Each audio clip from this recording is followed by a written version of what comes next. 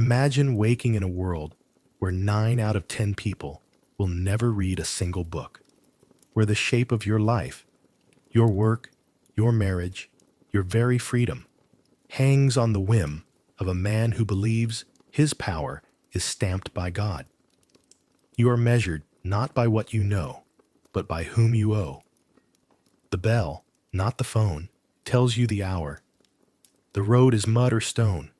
The law is a voice, and the night is thicker than you remember. And yet the morning you call ordinary, the commute route you follow, the bread you toast, the contracts you sign, the university that issued your degree, the gears ticking inside your watch and the letters on your screen. All of it carries a medieval fingerprint. Your coffee's path follows trade arteries charted by merchants who counted by candlelight. Your hometown council echoes a town charter hammered out in a timber hall. Even your last name might be the ghost of a guild. Miller, Cooper, Smith. Tonight, we'll unsettle the easy myth of a dark age. You'll hear how plagues broke the old order and lifted wages, how a monk's quiet ink bridged empires, how a cathedral stone taught Europe to dream in height and light, how knights, peasants, queens, and heretics pushed and pulled a continent towards something startlingly modern. We'll trace the compass and the clock, the stirrup and the ledger, the romance of courtly love and the cold arithmetic of taxes, all the small hinges on which history swung. No sermons about sleep, no simple villains, just the human weather of 1,000 years. Fear and faith, scarcity and invention, grief and stubborn hope, arranged not to jolt you awake, but to draw you steadily into understanding. So let's step closer to where the street narrows and the walls rise. Hear hooves scatter across wet cobbles. Smell warm bread drifting from a bakehouse and smoke curling from a hearth.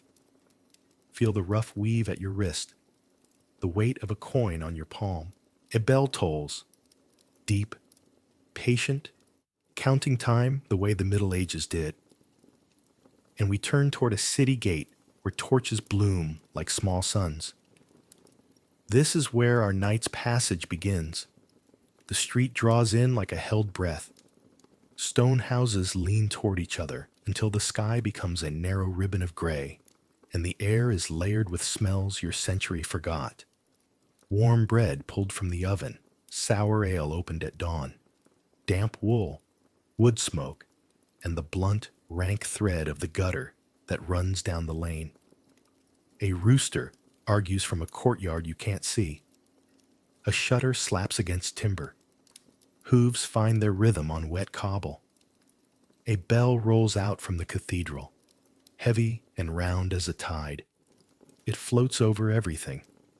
The barkers at the market cross, the laughter in the bakehouse, the hiss of tallow, and then settles into the bones of the town like weather. A boy in a patched cap hauls a basket twice his size. A woman in a linen veil counts eggs with the tip of her finger.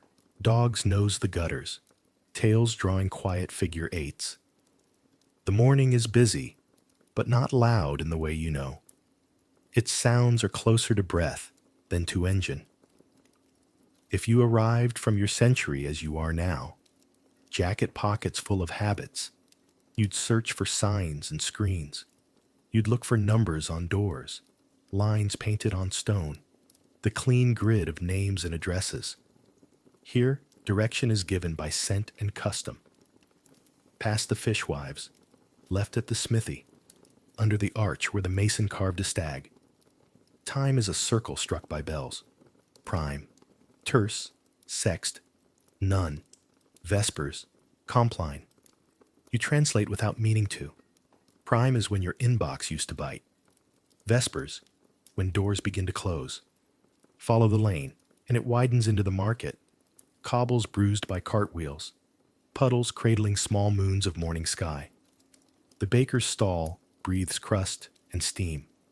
A cheesemonger lifts a wheel as if weighing the sun. A cooper's mallet answers the bell in quick, bright taps, and the blacksmith's hammer, deep, patient, beats the town's slow pulse. Iron leaves a taste at the back of your throat, the way heat draws metal into scent. By the well, a clerk from the priory dries his hands and tallies grain with a charcoal-smudged thumb. The castle walls do not seem grand from here. They are simply present, like a cliff. Touch them, and the chill travels up your arm, stone that remembers every winter, every drill, every child who laid a palm to its face to test the cold against warm skin. Above the gate, pennons lift and fall in a current you can't see. Guards shift their weight, mail whispering a dry rain.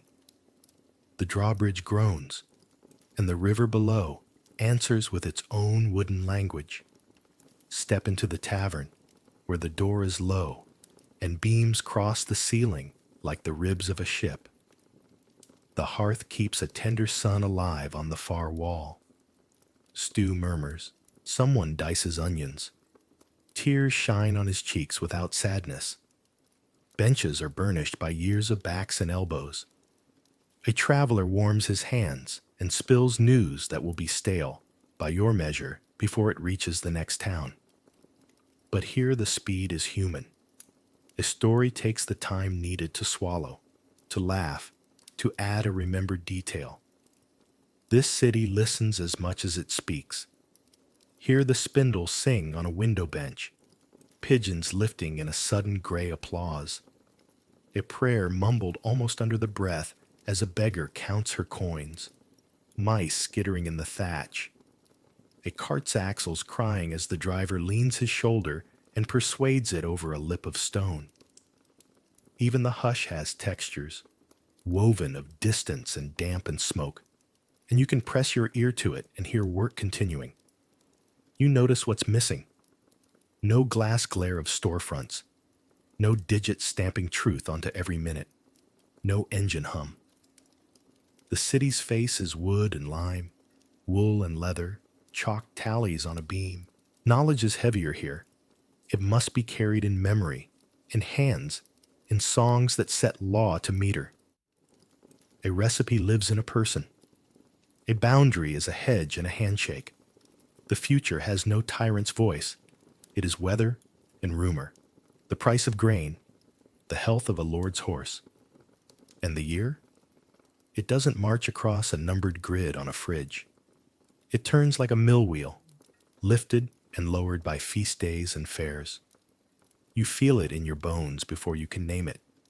Candlemas, pale with wax and hope. A spring fair ribboned and muddy. St. John's fires throwing sparks to embarrass the stars. Harvest ales, heavy and grateful. Michaelmas geese, fat with the memory of stubble. Advent candles, thin flames measuring a mystery. Each holy day is also a hinge of practice. Markets open, rents fall due, oaths are renewed. Walk again. The lane remembers last night's rain. A washerwoman's knuckles blush in a cold pail. Two apprentices argue in Latin phrases they barely command, their laughter turning grammar to music. A cat claims a plank of sun on a sill. From the cathedral close, a choir threads a scale through scaffolding as masons lift stones by treadwheel. You lift your eyes and see how the nave teaches the town to imagine height. Ribs rising, light caught, and made to kneel on colored glass. Be honest. The city is not quaint. It is work worn to habit, anxiety braided with prayer, hunger waiting at the gate and bargaining with mercy. But it is also companionship, a rope of voices to hold in the dark. The baker nods to the tanner to the brewer to the midwife. Everyone belongs to a craft, a street, a parish. In your century, you carry identity in a wallet. Here it is carried for you in the way the bell gathers the town at morning and night and sets the pace of meals, meetings, and mercy. Stay with the sound of that bell a little longer. It does not command, it calls. You feel the day settle into its grooves, the market soften at the edges, the forge ease its breath. What began sharp, smells, clatter, chill, now runs together like ink meeting water. The street is still narrow, the walls still close, but your eye has learned their distances. The city shifts from spectacle to company, and in that company, time itself slows, not stopping, never stopping, only agreeing to walk beside you. They call him Thomas because his mother liked the sound of the name on a winter morning. Soft, round, a small bell. But here he is, Brother Thomas, a vowel shorter and a world farther from the kitchen where she taught him to read letters carved into the crust of a loaf. He is young enough to still notice the cold, old enough to know it is honest. Before dawn, the bell gathers him from straw and sleep into the choir, where the dark has a shape and breathing becomes prayer. Matins, lauds, the chant threads through his chest like a line he can follow even with his eyes closed. The world is still only ideas at this hour. Mercy, dust, time. By prime, the frost has confessed itself on every sill, and Thomas walks the cloister with a tray that holds a quill knife, pumice, a horn of pounce, a vial of ink the color of a moonless well. The scriptorium smells of vellum and tallow, and the faint sourness of gall nuts. In the long room, winter light slants through narrow glass and lays thin ladders on the desks. He shares the table nearest the window with Brother Hugo, who has hands like vines, knotted, patient, and eyes that swim with light when he looks at gold leaf. Hugo breathes on it as on a sleeping bird, and it clings where he coaxes it, catching flame in the dull morning.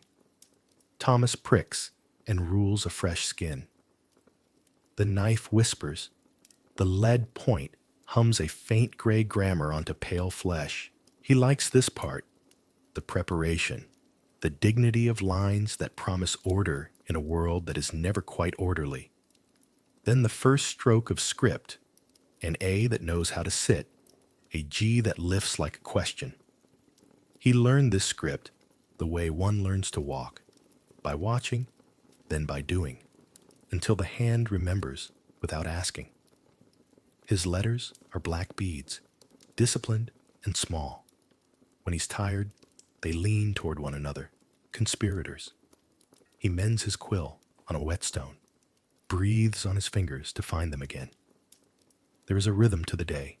Chant, rule, copy, chant, copy, eat, copy, pray. But the world is always tapping at the monastery gate, its news wearing mail. The Lord's messenger arrives, sweating under iron, his horse a moving breath. He brings a charter to be copied and sealed. Rents, boundaries, oaths that make land into law. Thomas dips his pen and makes the world visible in words. Names he will never speak are now obedient to his line. Rivers he has never crossed are trapped between his margins. Yet when he lifts his head to ease his back, he can hear the steel talk of the messenger's harness and feels how far ink is from iron, and how near, sometimes. He did not come here because he is a saint. He is a second son of a Ridgefield farmer, with a back like a gate and a laugh like beer. He came because a parish priest saw him reading the first psalm from a shard of slate and said there was more food for such hunger inside stone walls. The monastery took him in as an oblate. The world shrank and expanded, shrunk to hours that have names, expanded to shelves of voices, Augustine murmuring from the end of a row, Gregory's steady future, Bernard's bright blade of thought. The first time he held a book, he felt it as weight, yes, but also as a kind of warmth, like holding a living thing that lets you carry it without protest. It would be easier if the world stayed outside and the soul stayed quiet. But the world walks in. On a midday, the infirmarian calls for aid, and Thomas carries clean linen to a pallet where a soldier blinks against fever. The man's hair is plastered into thorns. His hand grips a rosary as if it might be mistaken for a weapon. He tells his name as if offering a password. He does not ask for absolution. He asks for paper. Thomas kneels, the ink in his pen a new gravity, and writes the man's words to his wife. Apologies shaped like inventory. The mare, the elder son, the garden behind the oven wall. Tell her, the soldier says, I never broke the oath on purpose. Thomas writes it all, hands the letter to the prior with the small ceremony such things deserve. It is the first time he feels knowledge as a wound and a gift at the same time. After Vespers, he sometimes lingers at the gatehouse where lay brothers mend harness and sharpen blades. There is a retired man-at-arms there, now a porter, with wrists like stones and a voice that turns smoke into story. He speaks of a tournament where a lance slipped and a friendship ended, of how banners can look like a field of saints until the sky changes and they look like excuses. Thomas listens as if harvesting, gathering verbs and weights that books do not always teach. When the porter laughs, a yellow tooth flashes and then disappears like a flawed star. Thomas's obedience sits well on him most days. He bows to the bell, to the rule, to the abbot's gesture that divides yes from no. But inside him, something restless studies the interlinear glosses like a thief scouting a window. He wants to know why a word becomes law when written, why a prayer changes when sung, how the stars keep their appointments, why sometimes God seems loud as a trumpet and other times reticent as a cloud. In the library, there is a copy of Aristotle's On the Heavens that came with a merchant caravan and a dear price. It is chained. The chain is not merely iron, it is prudence hammered into shape. Brother Thomas runs one finger along the links as if they were text. Ask but in order, the prior tells him with a kind face that has learned to be stern. Knowledge, like a river, can drown or feed. Thomas nods. He wants the river anyway. He copies a bestiary that assures him the pelican wounds its breast to feed its young with blood, and he knows it is beautiful, even if it is not strictly true. He copies a medical tract that claims leeches cure melancholy. He thinks of the soldier's eyes and doubts. He copies a saint's life, where miracles multiply like bread. On the page, he feels a practical tenderness for the scribe who tried to draw a halo and made it too large, as if holiness were a hat. The world is widening and refuses to stay polite. He is not alone with his restlessness. Sister Agnes, from the small house of women across the river, sometimes visits the scriptorium to trade pigments. Saffron for ultramarine crumbs, too small to gild, but too dear to discard. She is old in a quick way, efficient with her words, and with the knife that skims sinew from skin. There are colors, she tells him, that you cannot see unless you place them next to their enemies. She means paint, of course. He hears doctrine. In the margin of a psalter, she has left a psalm verse adorned with a vine that gathers birds. He has never met her eyes for long. He has met her work, and it argues for a world that can both obey and astonish. Not far from the monastery, the Lord's men drill in the bailey. When the wind leans the right way, Thomas can hear the thump of hooves and the well-practiced cruelty of iron on wood. The monastery has a duty to pray for these men, to keep bread and salve ready when God permits history to trip. On a spring afternoon, the abbot sends Thomas with Brother Hugo to deliver a sealed charter to the castle steward. The road is mud-shouldered with primrose. The sky is mood and light. Inside the walls, barrels smell of ale and pitch. Dogs watch with professional boredom. A young knight, visor open, regards Thomas and says, half kind, "Do your letters keep us from dying?" Thomas says the only honest thing, "Sometimes." The man nods in a way that says both gratitude and mockery. They are the same age. They live in different climates. At night, Thomas returns to a cell that is his and not his. The straw knows him now. It rustles less at their parting. He thinks of home sometimes, of a mother who scrubbed her hands with ash and sang as if scrubbing were another kind of music. He writes her a letter in his head that he will never send. It begins with weather and ends with the weather of his soul. He would tell her that the Psalms have grown hands, and sometimes they hold him, that sometimes they set him down where he must walk alone. Doubt does not arrive as a thunderclap. It comes like weather over the sea, a gray that is also a kind of light. One evening, after Compline, he carries a rushlight into the library and sits with a tract on natural philosophy. He reads a sentence that says, "Nothing happens without cause," and another that says miracles happen anyway. His chest fills with a new geometry. He thinks of the pelican and the soldier and the psalm vine with birds and the night's question. He thinks of the bell that measures time and the stars that do not care about bells. He does not stop believing. He starts believing in layers. When the harvest fails and bread becomes argument, the monastery's gate is a hinge that works all day.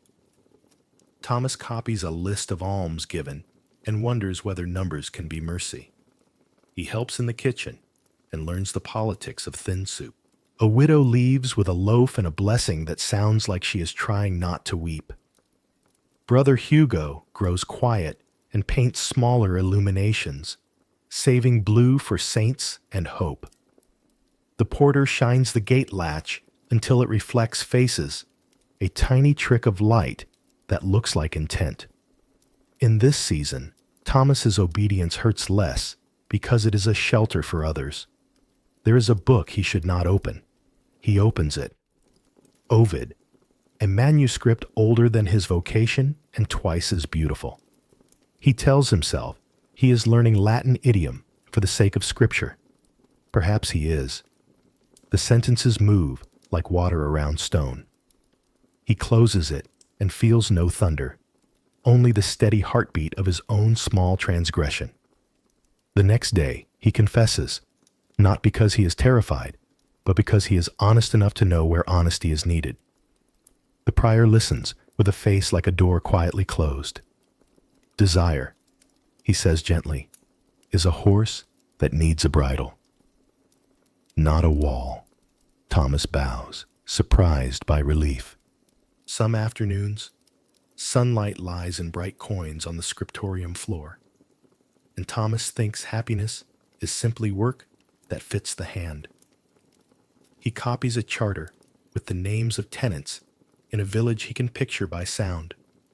The double N of John, the hiss of Alice, the square footfall of Ralph Miller.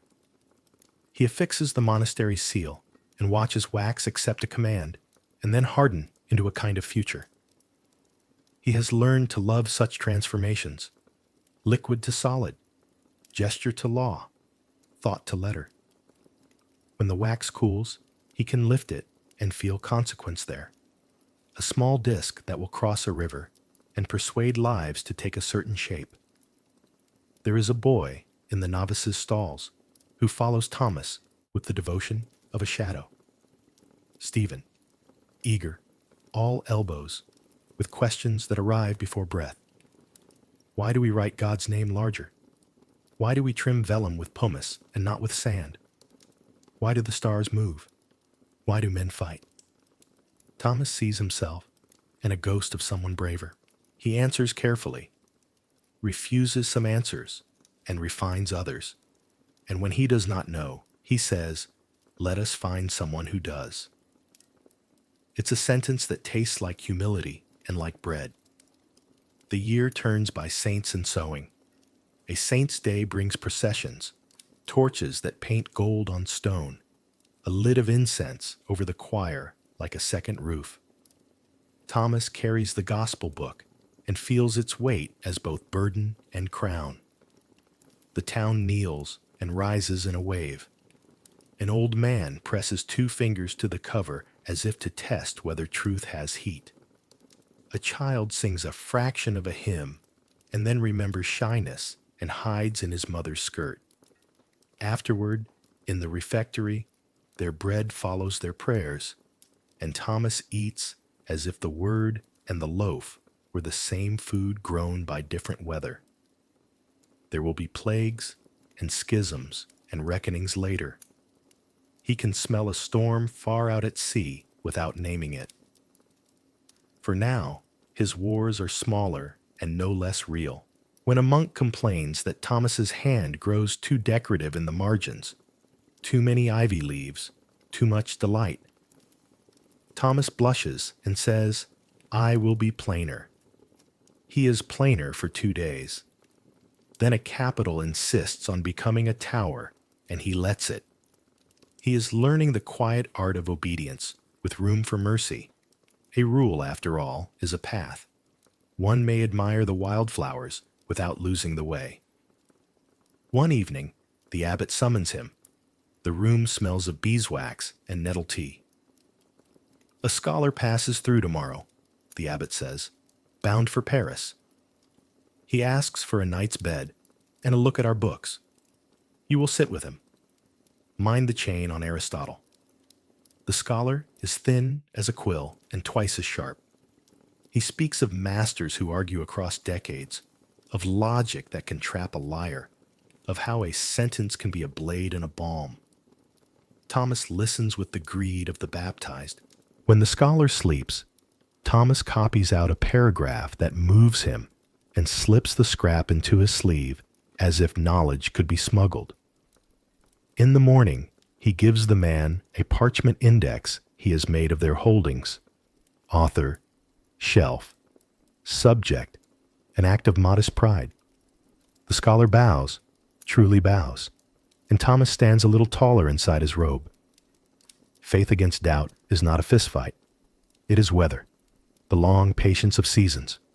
On days when God is obvious, when a psalm and a shaft of light arrive together like relatives, Thomas's heart unclenches. On days when God is an empty page, he works anyway. He has learned that the page is not empty for long. Ink arrives, letter by letter, like mercy arriving by habit. He thinks perhaps this is the point: to hold the pen even when the sentence will not yet come, to hold faith even when it won't.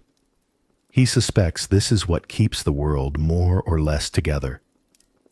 He writes his name rarely and small. His work is meant to carry other names: kings and rivers, saints and towns, mothers and debts. But sometimes, in a lower margin where eyes seldom travel, he leaves a sign: a tiny fish, a single fern, a mouse with a crumb. It is not vanity. It is a reassurance to the future that a person was here who loved the making.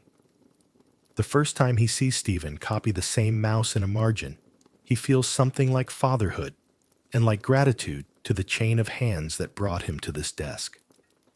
On a summer night, warm enough that the stone remembers the sun and gives it back to bare feet, Thomas climbs to the cloister walk and looks across the valley.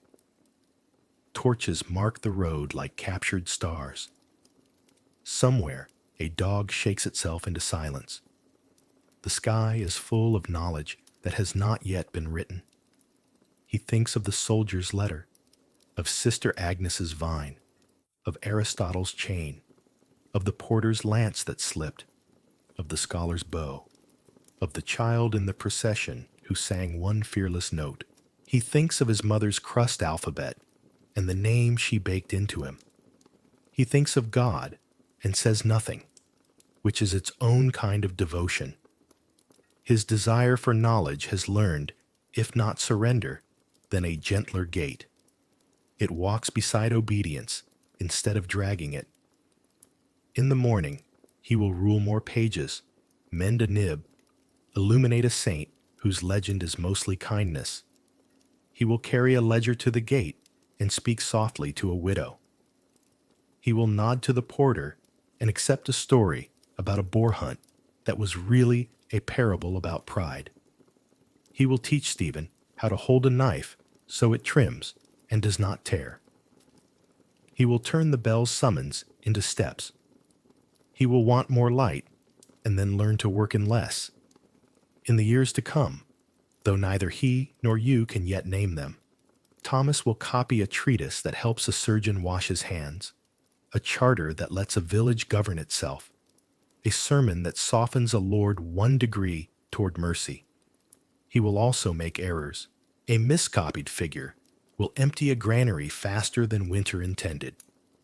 He will own it and amend it and learn that humility is a kind of literacy too. He will bury Brother Hugo after a tender ache of pneumonia, and the gold will not gleam so easily for a season. He will find himself singing without meaning to, low and even when the ink runs smooth. For now, the room is dimming toward vespers. He powders the fresh page, shakes it clean, strokes a palm across the ruled lines as if testing a horse before riding. Outside, in the bailey, a trumpet calls men to a practice that pretends to be a game. Inside, in the scriptorium, the abbot's cough is a mild thunder. Thomas dips the nib and makes another mark. The stroke is firm and small and straight. He watches it brighten as it dries and thinks, not for the first time, that the world might be rescued by such little fidelities, one after another, beads on a cord. When the bell rings, the air answers. He stands, fingers stained, and bows to the page as to a friend. In the cloister, the stone is cool against his bare feet, and the chant lifts the day like a lantern. He has not solved the quarrel between desire and obedience. He has learned to host it. He has not defeated doubt. He has let it teach him where to strengthen trust. He passes the gate where swords sometimes knock and, without looking, touches the latch for luck, a superstition he will confess later with a smile. In the choir, he opens his mouth and lets the note find him.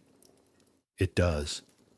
The note is not proof of anything except that a human throat can make a promise and keep it long enough to reach the end of a line. Tonight, that is enough.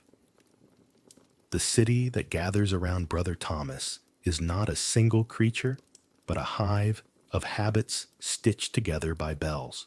If you draw back from his desk, the town arranges itself in rings, fields like green grammar around the walls, the market like a heart, the castle like a clenched fist, the monastery like a lantern. People move along the sentences of their days. Peasants, merchants, knights, monks, each carrying a portion of necessity, each believing, with more or less confidence, that the world has a right way up. Peasants, the weather rights of history. Beyond the gates, the fields lie in long open strips, parceled like pages torn evenly and shared. A plow team, 8 oxen if fortune is kind, fewer if the winter was sharp, leans into the soil until it rolls like cloth. Men walk behind with the slow intelligence of those who read earth, the way scholars read books. Women drop seed with the thrift of people who remember hunger even in good years. Children scavenge fuel from ditches and hedges. Their laughter is a practical joy that knows the difference between play and chore, mostly by the angle of a mother's voice.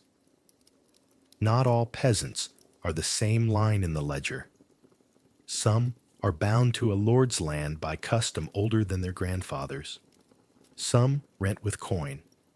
Some hold a little plot free and proud as a song.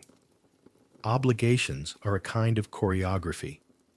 Labor days owed at harvest, hens or honey due at certain feasts, a tithe measured out like prayer.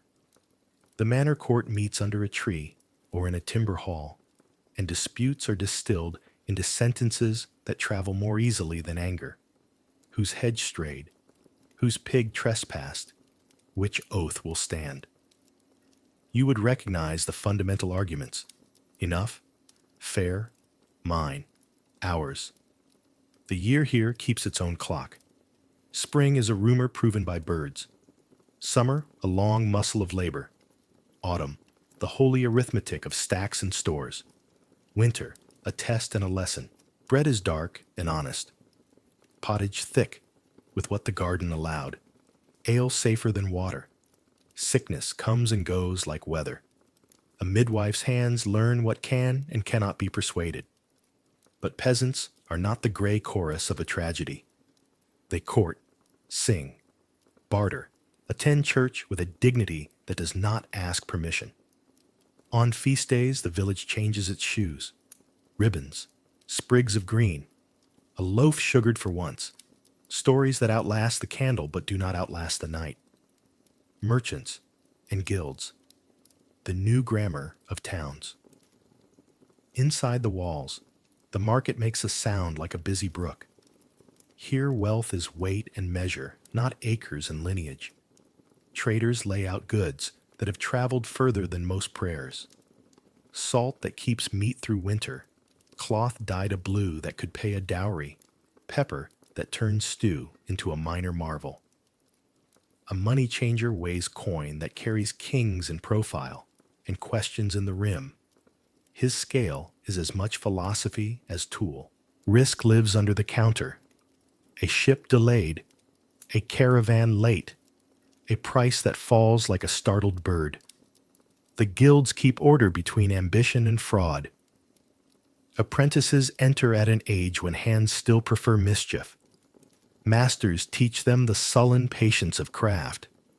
A joiner learns the hidden language of joints. A weaver learns to make rain stand still. A brewer measures the steadiness of yeast as if it were a character trait. A guild is part trade union, part family, part ritual. They sponsor altars where candles pray on behalf of profit. They judge an honest weight. They care for a widow when a master dies. Their rules can seem needless to outsiders. To insiders, they are the fence that keeps wolves out and children in. Merchant families draft their lives in ink and ledger. Marriages are alliances as much as romances. Dowries move like slow rivers, bringing promises along their banks. Letters of credit fold distance into trust. A man can hand a piece of parchment to a stranger and watch it turn into wool on another coast. Fairs pull the countryside into town like tides. For 8 days, a field is a metropolis of stalls, dialects, bargains, songs. Afterward, the field returns to weed and work.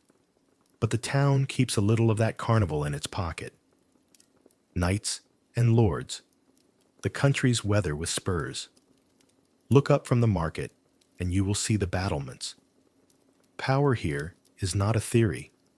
It is timber and stone, stables that smell of hay and iron, a hall hung with the biographies of antlers. The knight is a manager of violence and of land. He learned to ride before he learned to read. He learned to keep his balance before he learned to keep his temper. He owes service to a greater lord, who owes to a king. The chain of obligation climbs as high as sermons claim heaven does. Oaths are the nails that hold this architecture together. Scars are the rent paid by those who live within it.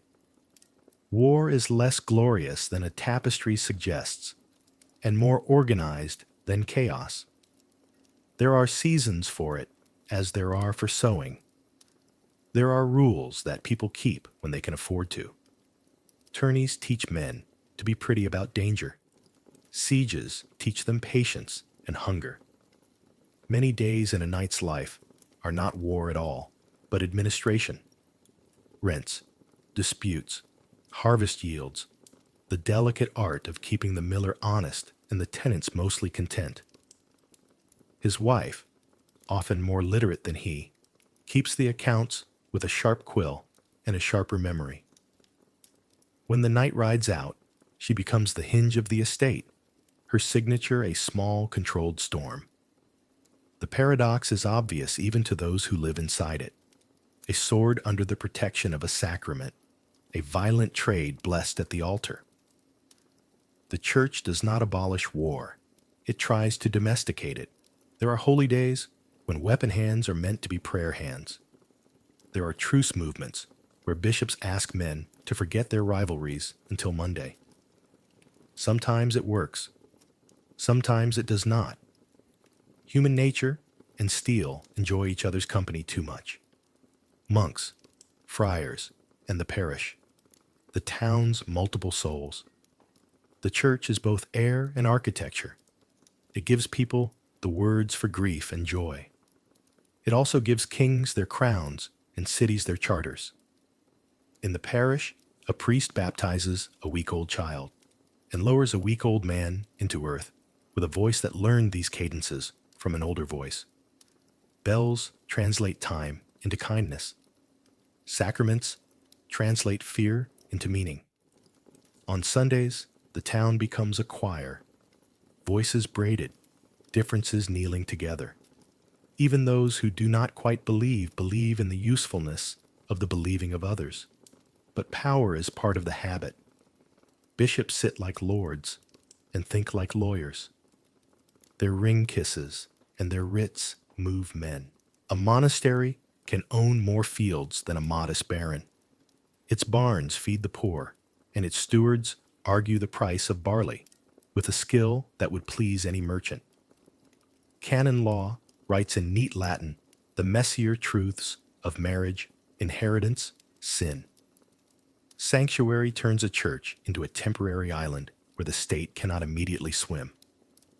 Excommunication is not a thunderbolt. It is a slow, social frost, and the wise avoid it. Not all holy lives are cloistered. Friars walk the streets with a theology of sandals and conversation.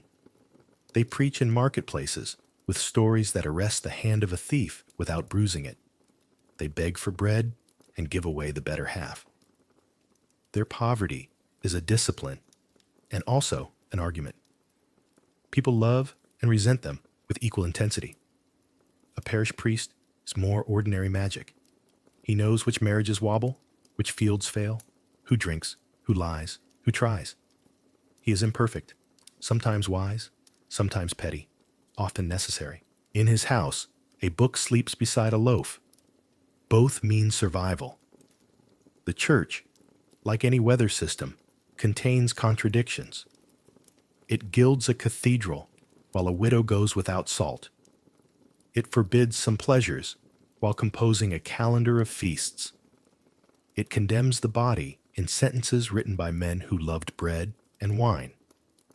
But it also keeps hospitals open, teaches letters to boys who could have been breakers of stones, preserves books that could have been kindling, stabilizes markets by making oaths matter. It gives Thomas his work and his worries in the same breath. Women, the half of history that does not brag.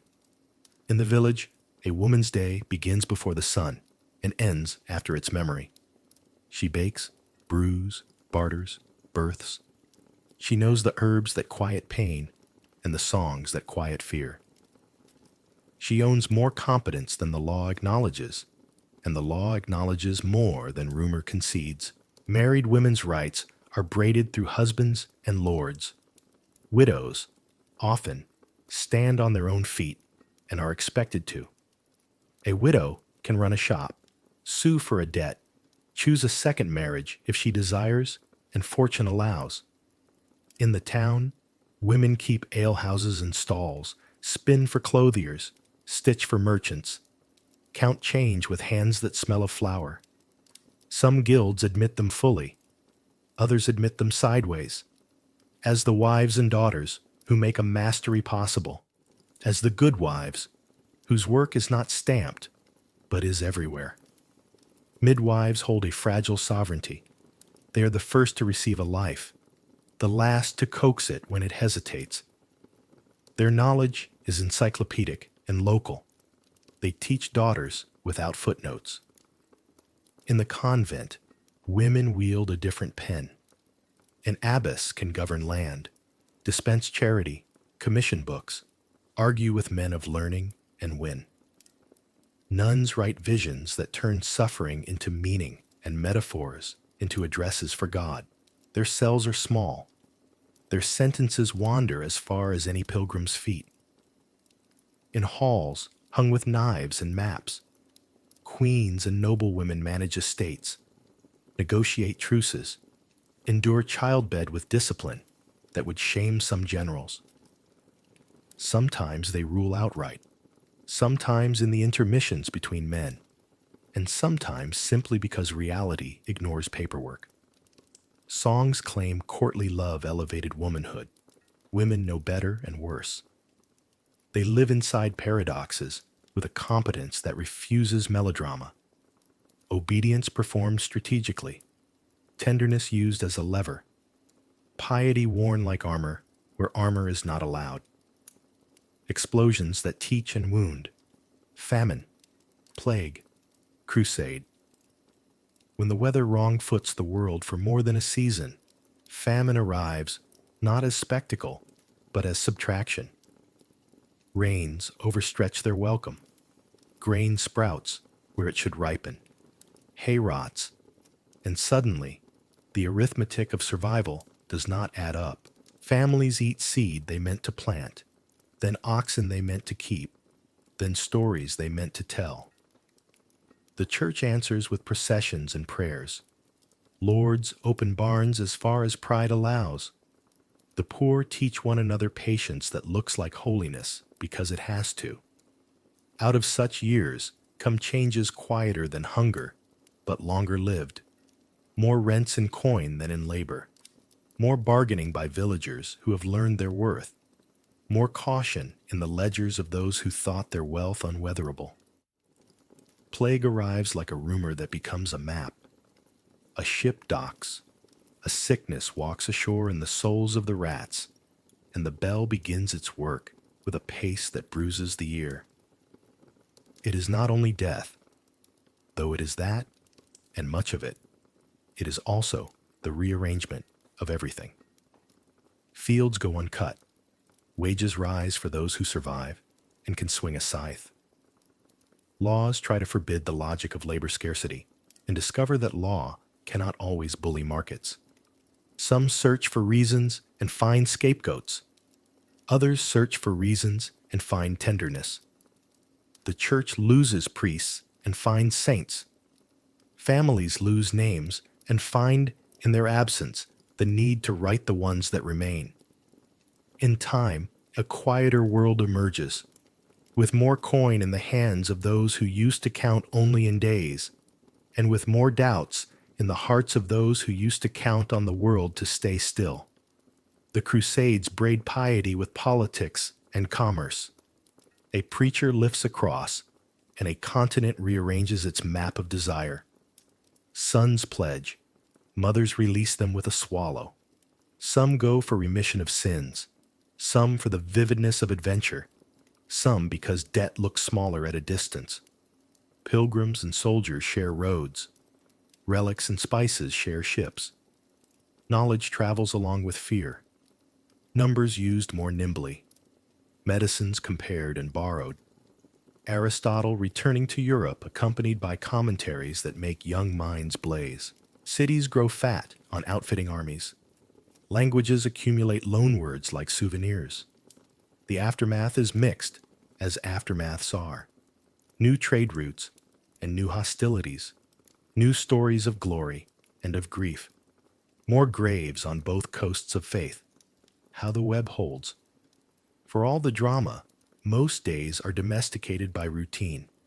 The peasant turns the soil because bread is a daily sacrament. The merchant opens the shutters because profit is both necessity and proof that the world still listens to effort. The knight inspects the stable because logistics are the true governors of pride. The monk copies because memory is a commons everyone uses. The church anoints, adjudicates, admonishes. It also feeds, teaches, shelters. Women bind all of this into continuity with hands that seldom rest and minds that form alliances as instinct. Festivals lift the town out of itself and set it down kindly. At Corpus Christi, streets become theaters where bakers play apostles and smiths play centurions and children play anything with wings. At midsummer, fires knit neighbors into circles that look briefly like a single body. At Lent, the market learns restraint, and the poor learn that the rich can too. Law is not abstract. It is the custom of yesterday, making today less arbitrary. Oaths are not mere words. They are the spine of trust. Even crime obeys patterns everyone can name, and punishment, at its best, teaches proportion. Brother Thomas moves through this web with the humility of a man who knows he is not its center, and the pride of a man who knows he is not merely decorative. He writes a charter that lets a village set the dates of its fair without asking distant permission. He copies a sermon that tells a lord his land is not a license to forget mercy. He illuminates a psalm whose words will be spoken over a laborer's grave. He watches merchants endow an altar and widows endow a trend, quiet philanthropy that changes a street. He sees a girl in a veil teach a boy his letters. He sees an old soldier kneel more gracefully than he ever fought. He knows this is history, not the banners and the battles, but the habit of living together under weather and law. In such a town, power can be cruel and custom can be kind, sometimes the reverse, but the balance tends, over long years, toward an order that allows sleep and hope. The bells that portion the day also stitch the classes into hours they share. The same rain that flattens barley mellows wine and softens leather. The same winter that tests the poor compels the rich to become better or be embarrassed. The church door is heavy enough to need two hands. People learn to hold it for one another. In the market, a price can be argued without becoming a quarrel. In the fields, neighbors lend a team because harvest is not a solo art. In the castle, a lady loosens the rules of a feast because generosity is cheaper than fear and more durable. When famine fades and plague quiets and the last pilgrim returns with a sunburn and a story, life does not triumph so much as resume. That, in truth, is triumph enough. The peasants look at the sky and judge the days ahead with a wisdom that doesn't brag. The merchants turn a page in their ledgers and see that numbers can forgive. The knights polish harness and reconsider the inventory of their pride. The monks lift their voices at prime and call the day by its proper name. And women, at the hearth, at the bench, in the hall, in the choir, rethread the fabric that history keeps wearing thin. Stand again with Thomas in the cloister and listen. The town practicing its many languages at once: iron, wool, Latin, gossip, prayer. This is the social weather of the Middle Ages. Not dark, not simple, not safe, but workable. 1,000 small agreements that together survive the storms. The Middle Ages begin, they say, with a fall. Rome folds in on itself like a great tent after the procession, and across the old empire's avenues, grass learns the names of stones again. But a fall is not a disappearance. It is a redistribution of weight. Armies become households. Provinces become pockets. Law becomes local and speaks in accents. The world does not end. It changes its gait. In the early centuries, your teachers may call them late antique, your grander books early medieval. Memory is a survival skill. Monasteries rise where the map looks empty and prove it isn't. They are islands of habit. Benedict writes a rule as modest and ambitious as a sunrise. Pray at these hours. Work between them. Share your bread. Keep a library. In scriptoria, like the one where Brother Thomas bends his back, the ancient world does not die. It is filed, glossed, abbreviated, sung. A monk's pen reaches across centuries and touches Augustine, Gregory, Boethius, and, sometimes, Virgil. On the shelves, voices learn to coexist. Out in the fields, another library is being written in soil. The heavy plow bites into northern clay. The horse collar shifts weight from a beast's windpipe to its shoulders. Iron shoes let hooves outlast a season of stones. Three-field rotation, the simple genius of letting a third of the earth rest while two-thirds work, multiplies grain in ways that feel like a small, respectable miracle. Water wheels and windmills arrive as patient revolutions, turning rivers and air into labor. A miller's craft is mathematics with timber. A mill race is a line of poetry that knows how to move flour into bread. By the time the year has learned to tick in Latin, prime, terce, sext, the old Roman roads remember their purpose.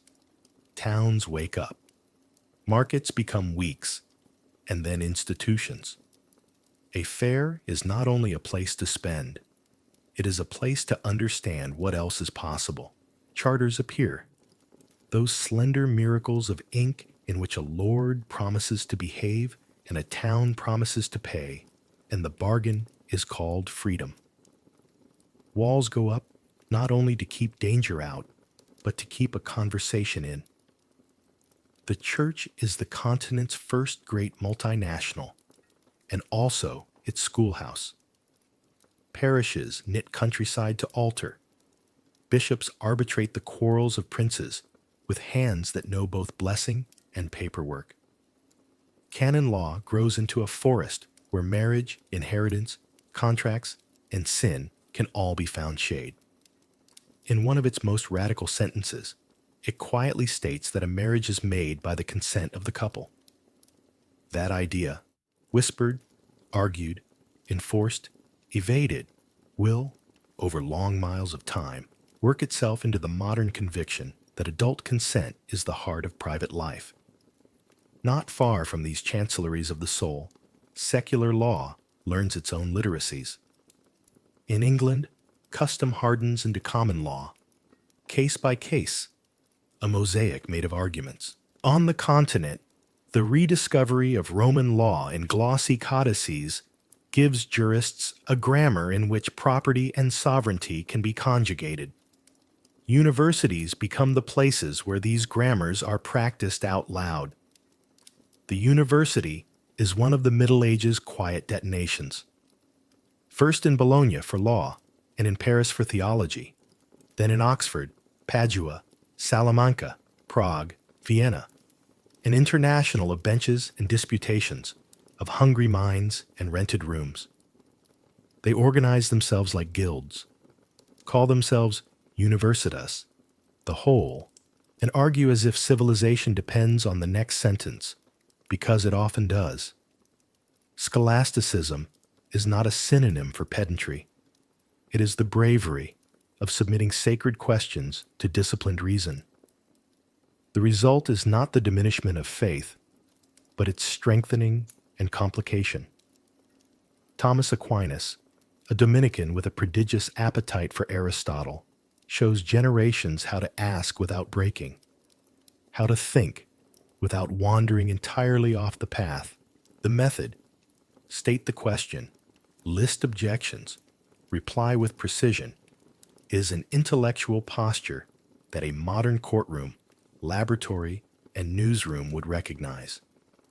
Along the edges of these debates, clocks begin to speak. First the bell, then the geared miracle that makes time a domesticated animal.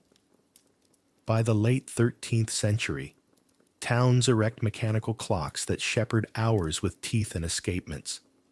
The moment time becomes audible and then visible, it becomes accountable. Workdays begin to have a law more reliable than the sun. A merchant knows when the market opens. A scribe knows how long a choir should take. A weaver knows when the guild will meet. Modern punctuality. Your sense that a missed appointment is a small moral failure has ancestors in these bell towers. Navigation is reimagined by instruments that look like toys and behave like oracles. The compass, a magnetic humility that points a ship's pride north. The stern post rudder that drives a hull as if it were a sentence with better grammar. The lateen sail that allows wind to be negotiated rather than obeyed. These changes make the sea less a boundary and more a medium. Trade routes thicken. The Mediterranean is a conversation between cities, not a moat between continents. Money learns to write. Double-entry bookkeeping, which takes firm shape in the ledgers of late medieval Italy, gives merchants a way to see both sides of truth at once: debit and credit, loss and gain. It is a moral instrument as much as a mathematical one. It invites honesty by requiring a symmetry that lies have difficulty maintaining. Banks become houses of delayed trust. Letters of credit let a man carry value across thieves and storms in the safety of a sentence. Capital becomes not only a pile but a pattern. Culture, too, loosens its Latin knot and breathes in the vernacular. Poets begin addressing people where they actually live, in the tongues of kitchens and streets. Dante building a staircase to heaven in Tuscan. Chaucer letting London gossip into literature. The troubadours turning longing into a craft. Courtly love is a complex performance, half discipline, half flirtation. But it plants an enduring seed, that a private life might include the dignity of chosen affection. Over centuries, this will evolve into the ideal of companionate marriage, into the thought that love should be both tender and mutual, and that a beloved is someone you admire as well as desire. It is not the modern world's only source, but you can hear its accent in your songs, your novels, your vows. Architecture teaches aspiration. Romanesque solidity gives way to Gothic tenderness. Rib vaults that make stone behave like woven willow. Pointed arches that persuade weight to cancel itself. Flying buttresses that stand apart and whisper, "Lean on me." Stained glass becomes theology for the illiterate and refreshment for the learned, light disciplined into story. These cathedrals are not only liturgies in stone, they are also civic projects. Entire towns learn to organize around a century-long ambition, to tax themselves for beauty, to invent credit for heaven's sake. In the process, they become modern. Committees, schedules, contracts, compromises, all the prosaic miracles that make grand things possible. Power consolidates and experiments. Kings discover that paper is cheaper than war and that taxes written clearly survive them. Chanceries develop habits, forms, formulae, archives that look suspiciously like bureaucracy and are, which is why they work, councils and parliaments, estates and diets.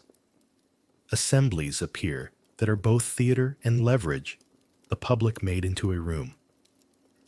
The Magna Carta is less a thunderclap than a negotiation recorded so carefully that even kings afterward have to read it aloud. Representation is a seed that sleeps but does not die. And yet the Middle Ages are not a staircase only upward. Famines show how thin a harvest sits between comfort and collapse. The 14th century plague slashes population and slants everything. Wages rise, serfdom frays, laws attempt to freeze the labor market and discover that labor is warm and moves. People interpret calamity with the tools they have: processions and scapegoats, confessions and cures, and invent new ones: quarantines, lazarettos, statistics of a sort. When the bell tolls less often again, Europe is not the same. Grief has joined the curriculum, but so has bargaining. The Crusades braid zeal with appetite. Pilgrimage becomes an armed habit. The Eastern Mediterranean becomes a page with too many hands on it. The obvious legacies: kingdoms built and broken, scars that call themselves borders, are loud. The quieter ones travel along the same roads: sugar and algebra, paper and Aristotle's commentaries, medical texts that teach physicians to wash and watch. Translation schools in Toledo, in Sicily, turn the world into a trilingual conversation. Not every exchange is kind. Not every exchange is hostile. The point is that exchange happens, and minds enlarge. Printing arrives last in our story and first in many others. Johannes Gutenberg, a goldsmith with patient hands, marries a press to movable type and teaches Europe to copy at scale. Scripture first, of course.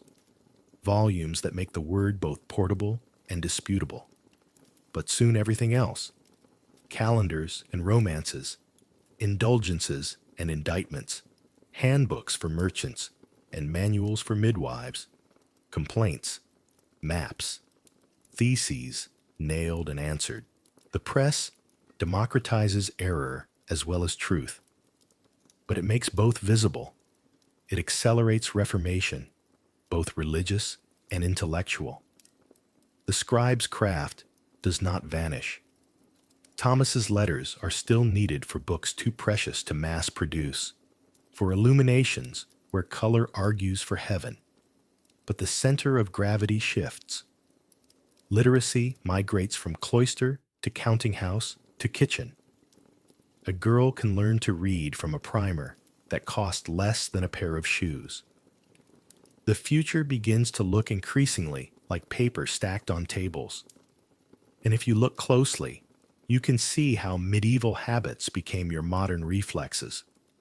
Your city's rights, its ability to tax itself, to police its streets, to set its markets, derive from charters first pleaded before a lord and then copied by a monk. Your courts mix judge-made precedent with statutes written to be read aloud. A conversation between common law's memory and Roman law's system that began when students argued in candlelight about Justinian and custom. Your university's bones, the faculty senate, the quarrel about curriculum, the ceremony and robes, are medieval. Even your romance borrows from the troubadours and from canon law. Consent, admiration, the notion that love should be a meeting of freedoms as well as bodies. Your workday belongs to bells and clocks. Your paycheck to ledgers that learned symmetry in Italian counting rooms. Your passport to the medieval belief that identity can be written and verified. Your town hall to the experience of building cathedrals together. Your news to the press. Your conscience to confession, which taught Europe to narrate the interior life and thereby taught the individual to exist in sentences. The Renaissance, when it arrives, is less a birth than a turn of the page. Humanists praise Cicero and Plato with a fervor that sounds like rediscovery. Often it is. But they stand on a scaffolding built by centuries of quieter work. The very word Renaissance, rebirth, implies something lay under the snow and kept its promise. Florentine bankers were not invented out of sunlight. They were educated by mills, charters, fairs, and friars who taught arithmetic with a rosary in their pocket. Artists who discover perspective and anatomy do so with a confidence born from cathedrals that taught towns to look up and from universities that taught minds to measure. Brother Thomas will never see the first printed folio, never hear a spring-driven clock chime the quarter, never watch a notary in a black cap write a contract in a hand anyone can learn to read. But his fingerprints are on all of it. The patience of his letters becomes the patience of type. The discipline of his hours becomes the discipline of punctuality.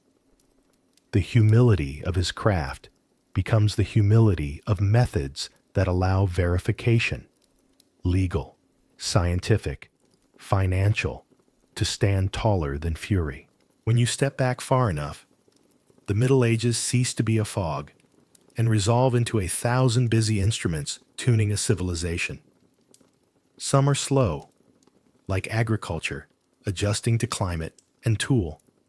Some are quick, like a press kissing paper. Some are sweet, like a marriage consented in a church porch. Some are stern, like a law argued into fairness by adversaries forced to share a room. None of them alone made the modern world. Together, they made modernity plausible. This is why the old opposition, darkness and light, feels less helpful the longer you pay attention. The period between Rome and the Renaissance is not a single mood. It is a workshop. Its progress is not a trumpet blast, but the sound of many hands. Millers harnessing wind without poetry. Theologians diagramming mystery without panic. Merchants turning risk into a ledger that sleeps quietly at night. Lovers deciding, with courage and pressure, that feeling belongs in law. Masons persuading stone to pretend it weighs less than it does. Scribes like Thomas turning air into memory. Stand for a moment with him again in the library at twilight. The chain on Aristotle is warm from the day's arguments. The wax seal on a charter cools into authority. The Psalter's page dries to a matte light. Outside, the town's clock, half machine, half hope, measures an hour into fairness. Somewhere, a girl repeats her letters from a hornbook that smells faintly of glue. Somewhere, a widow signs her name, not with a cross, but with a shaky, triumphant script. Somewhere, a pair of young people exchange tokens under a porch and say yes to a future that the law now recognizes because the church taught it to listen for that word. The Middle Ages gave your world a grammar. You conjugate it without noticing. I promise, you consent, we assemble, they appeal. You live among their inventions and their compromises. When people say Renaissance, they often mean relief. When you say Middle Ages, consider meaning gratitude. The bridge you drive each morning across law, time, reading, city, self, was built by hands that worked mostly in patience and sometimes in fear. It holds. And in the evening, as bells somewhere are still counting hours the old way, it is a comfort to think that the road ahead, like the one behind, will be made walkable by such patient, ordinary genius. It begins as rumor with damp feet, a ship docking far away, a sickness with no manners, a bell that doesn't stop. News travels the speed of bread, by mouth, by market, by men who carry letters in their sleeves. In spring, when the lanes remember how to be mud and the orchards test the courage of blossom, Brother Thomas hears a trader speak a sentence that refuses to be small. They are dying in the port towns as if the days were being erased. At first, the monastery answers like it always does, with prayer and with bread. The infirmary lays out clean linen like snow. The prior writes to neighboring houses, asking for medicines and for news that is not just fear-wearing boots, In the town, the parish priest swings his thurible as if smoke could persuade death to change alleys. The bell keeps faith with the hours. It also rings for the dead with a new impatience. Then the dead become the hours. A carter coughs red and is carried nowhere again. A weaver's wife buries a child at dawn and a husband at dusk and wakes with a fever that rearranges her face. The guilds, which can normally organize anything, cannot organize this. The market goes thin. The baker pulls fewer loaves, then none. Doors are chalked with symbols that ask for mercy and, failing mercy, warn. Some men choose to travel away from the rumor and discover that the rumor prefers to travel with them. Others choose to stay and discover the same. It is not only the plague that hurts, it is the arithmetic of absence. The monastery's rhythm changes key. The scriptorium becomes triage, then chapel, then silence. Pages Thomas meant to rule, in neat gray lines, lie unstroked while he carries water, heats broth, crushes herbs that once were metaphors and are now simply hope. He learns a new alphabet of the body, the way a pulse hides, the way breath sounds when it is thinking of leaving, the way a hand knows it is unloved by blood. The porter, old soldier with wrists like stones, teaches him how to lift without cruelty, how to close a man's eyes as if returning a book to a shelf. The porter's own eyes need closing 3 weeks later. Thomas does it the way he was taught. Stephen, the novice who shadowed Thomas with questions, is brave. He believes, not childishly, but on purpose. He takes a shift in the infirmary and sings over basins to keep his hands honest. One morning, he does not come to prime. They find him sitting on the floor with his head against a bed frame, as if listening. His mouth is open a little, like someone who meant to speak. Thomas stands in the doorway, suddenly unsure of which prayer belongs here. Which word is the hinge that will not break in his hand? He chooses silence, then work. They carry Stephen to the church and lay him in the aisle where he once forgot his place and sang the wrong verse too loud and made everyone smile into their sleeves. Sister Agnes walks from the women's house across the river with a bundle of bandages and the economy of someone who has run out of time before. She salts advice with jokes and makes men laugh who believe their laughter had been confiscated. There are colors you cannot see unless you place them next to their enemies. She told Thomas once about pigments. Now she says nothing, but proves that mercy recognizes all bodies. Her knife, which used to skim sinew from vellum, trims cloth for shrouds. When she begins to cough, she puts a hand on Thomas's sleeve as if accepting a balance due. Work while you are able, she says. No one ever regretted that. Funerals become a line long. The parish priest mutters the essentials and trusts God to fill in the missing eloquence. Graves run out of neighbors and begin to be dug by strangers. On the road, a procession of men with whips crosses the countryside, their backs opening like books no one should have written. They believe pain can bribe heaven. In corners, some search for reasons with malice, and the town must learn the difference between fever and cruelty. The abbot speaks from the church steps in a voice that has forgotten pride. We will not buy our safety with our neighbor's harm. It is a hard sentence to keep. They keep it as well as they can. Thomas works until he begins to misplace hours. He forgets to eat and then cannot keep food. He wakes from a sitting sleep with a line of ink across his palm, like a river that could not find the sea. One afternoon, he steals a minute for the scriptorium, not from duty, but from instinct. He opens the gospel book and lays his fingers on the gold as if testing whether light still has temperature. He sets a quire on the desk.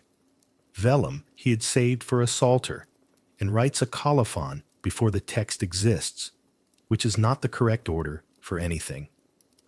The lines are plain and small. I, Brother Thomas, wrote these leaves in a year of pestilence when the bell forgot its gentleness. If they should outlast my breath, let them keep company with the living and teach them to choose one another. Remember Stephen, who sang. Remember Agnes, who worked. Remember the porter, who taught me how to close a good man's eyes. God sees. He dries the ink with careful sand and feels older than his hands. He looks out the window, where once the market spoke fluent life. Now a dog crosses, calm as a saint, and there are no other voices to translate. Back in the infirmary, a boy asks him if the fever is a sin. Thomas says without thinking, no. But loneliness can be he sits and reads the Psalms to him in a voice with more gravel than song. The boy sleeps. Thomas does not. When the fever chooses him, it is almost a relief. He recognizes its touch as one recognizes a page copied in a familiar hand. He tries to hide it and fails because the body tattles. Agnes sits him up, gives him water, and scolds him so softly it feels like being dressed for a feast. You are not a martyr, she says. You are ink and habit. Both are needed. He smiles at the compliment and discovers the smile is expensive. In the night, he dreams a library with no chain on Aristotle and awake people reading aloud for no reason except joy. In the last morning, he can be moved. They carry him to the cloister, where the stone gives back a little of the sun. He asks for the gospel and for the choir with his colophon. He wants to anchor one more capital, a blue initial that makes the black letters braver. His hand is unsteady, his breath a thin rope. Stephen would have steadied the page. Agnes would have set the knife just so. He thinks of them without sorrow, which feels like a miracle greater than any he was told as a child. The initial is not his best work. It is good enough. Sister Agnes presses his fingers between her palms and says a blessing without Latin. When the bell rings for sext, his mouth shapes the vowel of amen, and the rest of him follows the sound. What remains is noise, and then quiet. The monastery becomes smaller, and in some ways larger. The surviving brothers learn to be 3 men at once: cook, clerk, nurse, until new novices arrive with shoulders that do not yet ache. The town counts its names and cannot finish. It begins to write new ones with the careful hope of gardeners after late frost. Fields go to weed and then to weed again. Carts that stood like punctuation begin to move like verbs. The plague spends itself where it can catch no more breath. Bells remember gentleness. And then the world rearranges itself in ways only disaster can authorize. With hands too few for the work, labor grows dear. Men and women who once bent to the customary hours straighten. They ask rent in coin instead of days in the Lord's field. And the question sounds less like rebellion than like arithmetic. Laws are written in a hurry to force wages to stay still. Wages do not listen. Markets behave as if they have their own theology. A peasant who once would not speak in the manor court now speaks in a town hall and discovers that the ceiling does not fall. It isn't a revolution in today's trumpet sense. It is a long rehearsal for dignity. Guilds adopt orphans, promote widows to masters' ledgers because they must, and then because it works. Confraternities lay brotherhoods with candles and ledgers, organize charity with a competence that surprises even themselves. Hospitals grow from improvised infirmaries into institutions with rules, quarantine, staff. The new knowledge that clean water and clean hands are not piety, but pragmatism with a halo. In port cities, ships wait out their fates in anchorages named for the act of waiting. A word appears, quarantine, that will outlive the plague that minted it. The church, wounded and suddenly plural in its anxieties, learns humility unevenly. Some priests become braver and kinder. Others become merchants of fear. But the habit of confession has taught people to narrate themselves, and this narrative skill does not vanish. Devotion becomes in part domestic. Confraternities, pilgrim badges, candles on kitchen shelves. Mystics write in their own tongues, turning wounds into metaphors and metaphors into medicine. When the first printing presses grunt into being a generation later, they will find a public already trained to read its own interior weather. On estates thinned by grief, noble families redraw ledgers with more ink and less command. Some sell land to townsmen, and a new class, neither quite lord nor mere merchant, begins to stand where old distinctions used to be certain. City councils learn to borrow and repay. Interest stops pretending to be wicked and becomes regulated instead. Universities swallow grief and graduate more doctors of law and medicine, more masters of arts, minds trained in dispute who will become the bureaucracy of a smarter age. In some places, crowns consolidate power with paperwork and a standing army. In others, communes become stubborn about their own survival and make freedom look like routine instead of carnival. Art changes its posture. Frescoes fill with skeletons who dance and grin and point at princes and peasants equally. A rude sermon that nobody can quite ignore. But alongside the memento mori grows a tenderness for the ordinary face. Painters study how light sits on a cheek. Sculptors admit hands that look like yours. Architects, chastened and undeterred, keep building upward, but they make room for chapels where mourners can sit with names. Music thickens. Polyphony daring voices to trust one another. When humanists open Cicero and feel a shock of recognition, it is not because the medievals failed. It is because centuries of patience have made minds ready for this particular surprise. And the books, Thomas's books, go on living the quiet way books do. The gospel he kissed goes with a young priest to a village that lost both its elders and its best plow. It becomes the stand on which grief learns to kneel. The charter hand he taught Stephen becomes the hand a town clerk uses to write down a bylaw that the market will open on Thursdays again, and no one will cheat the scale. The gloss he once copied on a medical tract tells a physician to boil instruments, and a child keeps his hand. Decades later, a tired scholar in Paris finds Thomas's small colophon in a binding and pauses as if a friend had entered the room. He copies the line, "Let them keep company with the living," onto his own scrap and folds it into his wallet like a relic of common sense. When presses bloom in workshops that smell of oil and lead, they multiply what Thomas loved and feared. Words crossing borders faster than writers, arguments with many lives. The press does not erase the scribe's devotion. It adopts it. Type must be cut, justified, inked, corrected, proofed. A compositor learns to think in letters the way a monk thought in lines. The book that once took a year takes a season.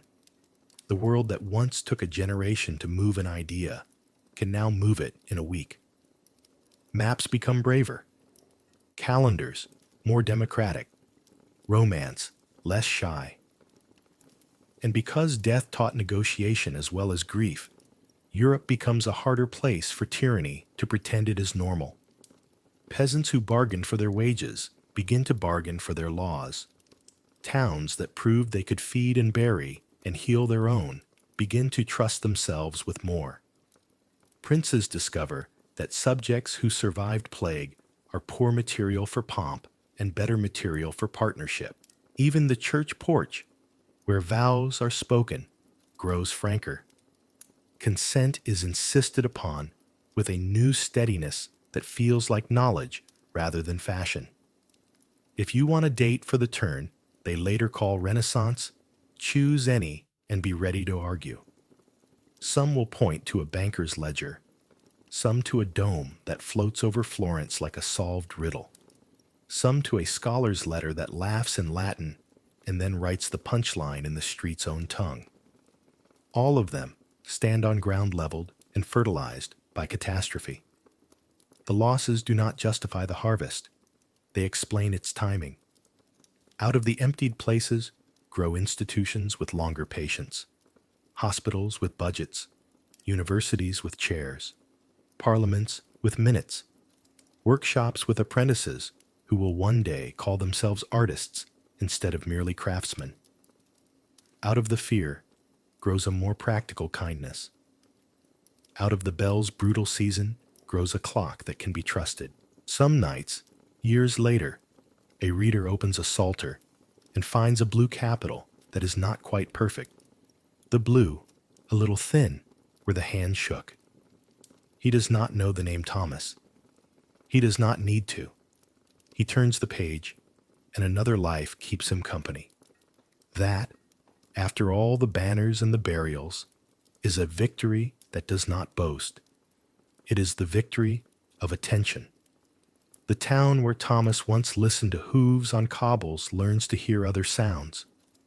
A child reciting from a cheap primer, a councilman rapping a table to bring a vote, a printer's press exhaling, a mason's mallet coaxing a chapel into tenderness, a woman signing her name and smiling with the astonishment of ownership.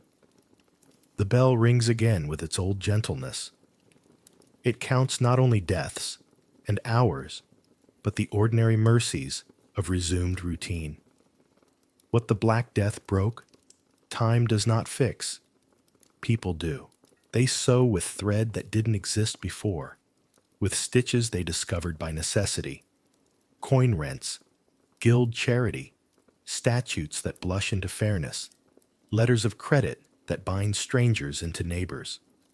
They carry forward not a lesson in terror, but a discipline of care.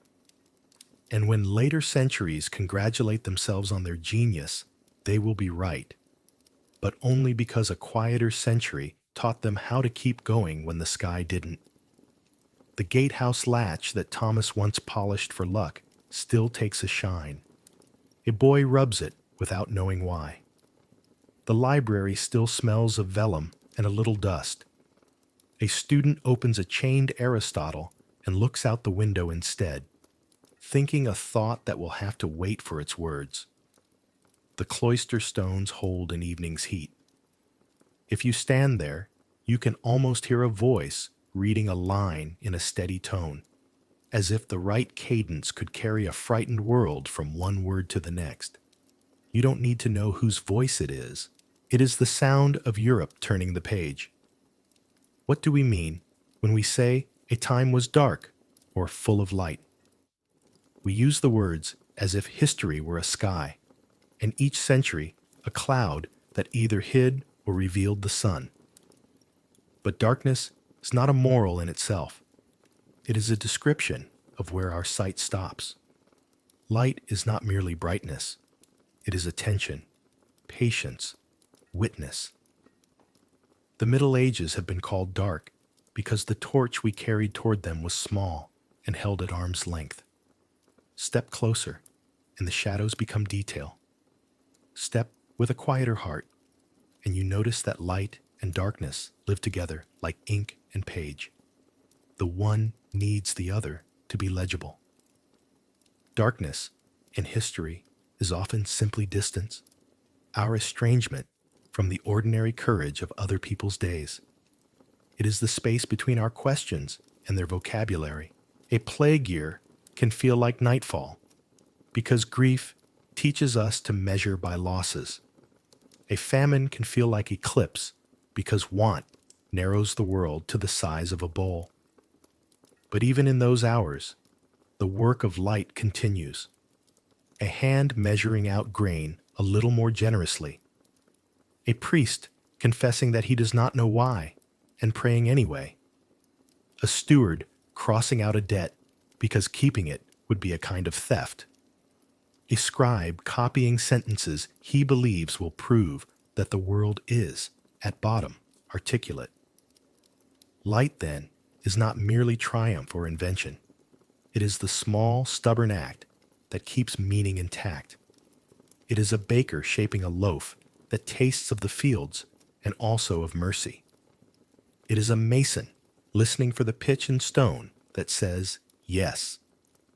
It is a mother teaching letters on a slate so that her child will not be at the mercy of other people's tongues. It is a student arguing with a master without rancor, and both of them bowing to a third thing, truth, that neither owns. When we praise ages of light, we often praise their fireworks, but the steadier glow comes from habits that do not brag. Fairness learned in courts, neighborliness in guilds, reverence for craft, fidelity to words. The long traffic of human desire across wars and winters is surprisingly consistent. People want love that honors them.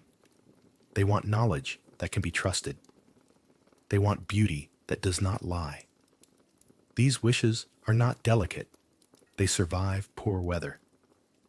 In Thomas's century, love learns to speak about consent in doorways and to sing about admiration in halls.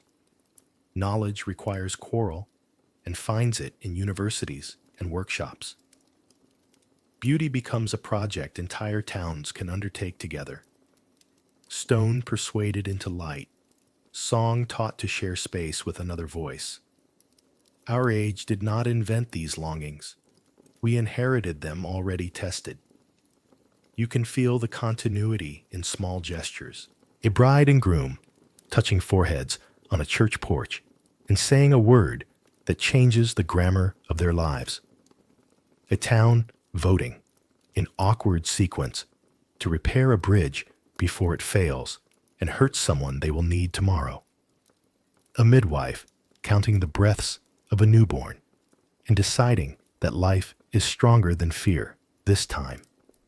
A clerk learning to write his name without flourish because clarity is the kindest shape a letter can take. These are not the banners history loves to wave. They are the stitches that keep its fabric from unraveling when banners fall. And when an era seems to dim, when bells toll more often than they welcome, when shops close, when law forgets its sympathy, light does not vanish so much as retreat into smaller rooms. There it gathers itself.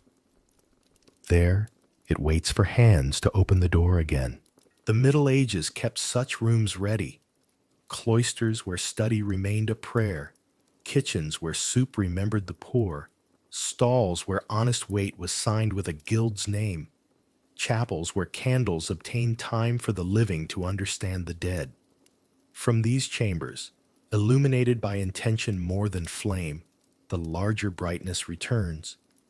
So let's hold the city in its night. The streets have folded into themselves like quiet animals. Smoke finishes its sentences above the rooftops and surrenders to the stars. The river moves under the bridge with a contented hush, as if reciting by heart. A watchman turns the corner with a staff that clicks a friendly code against stone. In a window, a last taper argues gently with the dark and finally agrees to rest. The cathedral stands like a held breath. Without the sun, it is not less beautiful, only more candid. You see the ribs and the trust between them, the buttresses leaning like companions, the windows black now, but storage rooms for morning. A stray dog curls beside the porch as if the threshold were a hearth. The iron of the great door is cold, but it remembers the heat of thousands of hands. Inside, the choir stalls wait, wood polished by backs that believed. The air keeps the last chord of vespers the way a shell keeps the sea. Across the town, the mill wheel sleeps. The wheelwright's hands sleep. The wheel of the year turns anyway. In the markets, benches stacked as simply as intentions wait for dawn. Scales hang like moons deciding to be generous. A sheaf of parchment on the clerk's table lies clean as snow. Tomorrow, it will bear the soft tracks of fresh words. In the castle, a lady's ledger rests with a ribbon marking the page where work will resume. A boy in a garret rehearses the Latin he is afraid he will forget. He will not. A woman checks on cooling loaves and on her daughters, who are learning to dream in rooms the law did not always allow them. In the monastery, a lamp makes a warm island on a desk. A quill is rinsed and put to bed with the care one gives a tool and a friend. The colophon Thomas wrote dries into a darker truth. Somewhere in the stacks, Aristotle waits with perfectly unreasonable patience. Beside him, a Psalter smiles with a blue initial that is slightly flawed, which is to say, perfectly human. The bell rope hangs still, a simple muscle that will flex tomorrow and gather the town's attention into its old, kind shapes. Above all this, the sky continues its old, generous labor. The constellations look like stories pinned up for reference. The moon visits roofs that never see her during the day and blesses them without paperwork. Stars silver the river and the lead of gutters alike. If you listen well, you can hear the future breathing. Slow, content to be unborn for one more hour. It is there in the silence of presses not yet invented, in the uncut stone that will be a dome, in the unopened door of a room where a woman will teach a girl to read from a cheap printed page. It is there in the idea that law should be spoken in words all can understand, in the notion that time belongs to everyone who can hear a bell, in the sense that love ought to be an agreement and not an order. What the city knows tonight is older than its walls. That rest is not the enemy of work. That stillness is the other half of meaning, that a day's justice can be folded and saved to start the next day with a cleaner conscience. The darkness here is not erasure, it is shelter. It lets the mind rinse itself of glare and remember what matters. The light that will come is already arranged, waiting behind shutters and under lids, inside words that are learning their lines. Think of Thomas, not as a monument, but as a neighbor who happens to be elsewhere now. His pages continue without him, which is the best success a maker can hope for. His habit of carefulness survives in other hands. A printer justifying lines in a shop that smells of oil. A notary teaching his apprentice how a name should sit on a deed. A physician washing, drying, washing again. His small bravery, the courage to keep showing up to the sentence, has become, in disguised form, the courage of a judge to ask for proof, of a teacher to ask for questions, of a lover to ask for a yes and accept a no. Nothing here claims perfection. The town will quarrel tomorrow. Rain will come at the wrong time. Prices will bite. Someone will misuse power, and someone will mend the harm imperfectly. But the arc of habit, patient, ordinary, is bent toward fairness by 1,000 fingers, and that is how civilizations are steered without fanfare. Light learns to be a custom rather than a miracle. Darkness learns to be a pause rather than a verdict. So the night deepens. The watchman answers himself from another street. A cat slips along a wall like a sentence choosing its next word. Somewhere, very far and very near, a mother wakes, listens, hears only safety, and sleeps again. The town keeps its own breathing. Above, the stars do not judge. They keep company. When morning comes, it will not be a trumpet so much as a kind hand on the shoulder. The baker will open his palm to flour. The bell will count an hour everyone understands. And the first window will take the first light, which was there all along, hidden only by distance and by our habit of looking the other way. The Middle Ages are not behind us in any useful sense. They are beneath us, the firm ground we have been walking this whole time. If you listen, you can hear them in your routines, the check you write, the promise you keep, the story you tell to explain your own heart. For now, let the city rest. The future waits politely at the edge of the fields. The present folds itself, neat and careful, like a letter to be delivered at dawn.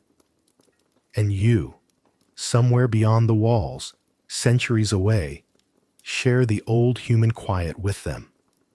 The confidence that day follows night not by magic, but by faithfulness, and that in the dark, seeds do their best thinking. The monastery settles like a hand upon a table, steady, familiar. In the cloister, a last ember keeps its small republic of warmth, and in the scriptorium, a quill sleeps beside a page that has learned its lines.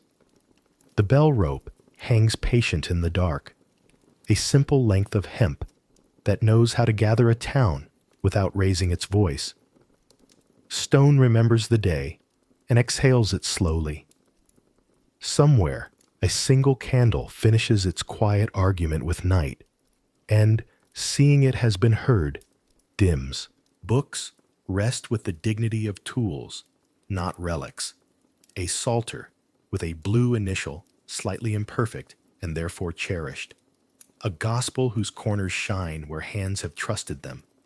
A chained Aristotle dreaming of mornings when chains are only prudence, not prison. If you listen, the bindings creak like old ships in a safe harbor. Memory is moored here. Fire in hearth and lamp and human attention has kept the cold from our meanings. Outside, the city is a held breath. The watchman's staff ticks out a soft, reliable punctuation. The mill wheel, stilled, waits for its river to wake. The market benches, stacked, are full of tomorrow's verbs. Above, the cathedral ribs cradle darkness the way they cradle day. And the windows, black for now, store a sunrise already promised. The drawbridge remembers lifting. It relishes the stillness between labors. Everything is ready to begin again, which is another way of saying everything has been loved into order. We have walked the lanes and the long centuries. We have watched bread rise and empires tilt. We have known the bell's grammar and the sword's impatience. We have learned the patience of ink and the velocity of rumor. What remains is simple and immense. The Middle Ages have passed, but its voice still sounds in our cities, in our words, and in our dreams. You hear it when a council argues fairly, when a ledger balances more than numbers, when a lover asks and waits for consent, when a teacher opens a book and a room brightens without lamps. You feel it in the heft of law made human, in the municipal habit of building together, in the daily craft that makes beauty without ceremony. Think of the faces that carried us, the porter polishing the latch so it would greet each hand with light, Sister Agnes making mercy without speeches, Stephen singing the wrong verse too loud and thereby teaching courage, Brother Thomas leaving a small colophon for strangers and finding, by dying, that his sentences would live where he could not. Their work still burns like coals raked forward, forge, hearth, altar, and, soon enough, press, each a circle of heat against a very old cold. Darkness came, as darkness does. Fire answered, as people do. We set the pages back on their shelves. The chain falls softly on the desk.